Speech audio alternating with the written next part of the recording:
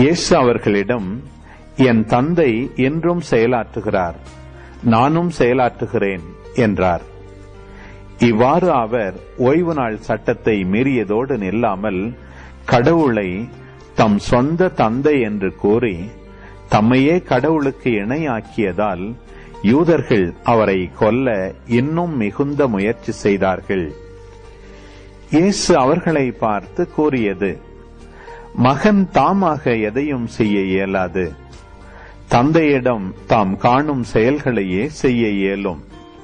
தந்தை செய்பவற்றை மகனும் அவ்வாறே செய்கிறார் என நான் உறுதியாக உங்களுக்கு சொல்கிறேன். தந்தை மகன் மேல் அன்பு கொண்டு தாம் செய்யும் அனைத்தையும் அவருக்கு காட்டுகிறார். இவற்றை விட பெரிய செயல்களையும் அவருக்கு காட்டுவார். நீங்களும் வியப்புறுவீர்கள்.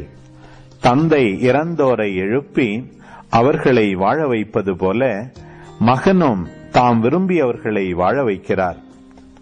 தந்தை யாருக்கும் தீர்ப்பு அளிப்பதில்லை. தமக்கு எல்லாரும் மதிப்பு கொடுப்பது போல மகனுக்கும் மதிப்பு கொடுக்க வேண்டுமென தீர்ப்பு அளிக்கும் அதிகாரம் முழுவதையும் அவர் மகனுக்கு அளித்துள்ளார். மகனை மதியாதவர் அவரை அனுப்பிய தந்தையையும் மதிப்பது இல்லை. என் வார்த்தையை கேட்டு என்னை அனுப்பியவரை நம்புவோர் நிலை வாழ்வை கொண்டுள்ளனர். அவர்கள் தண்டனை தீர்ப்புக்கு உள்ளாக மாட்டார்கள். ஏற்கனவே சாவை கடந்து வாழ்வுக்கு வந்துவிட்டார்கள் என உறுதியாக உங்களுக்கு சொல்கிறேன். காலம் வருகிறது, ஏன் வந்தே விட்டது.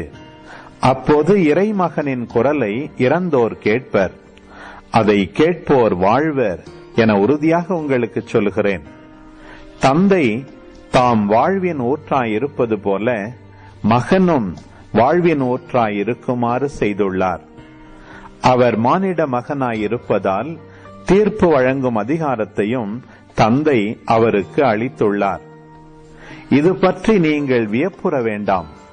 காலம் வருகிறது, அப்போது கல்லறைகளில் உள்ளோர் அனைவரும் அவரது குரலை கேட்டு வெளியே வருவர்.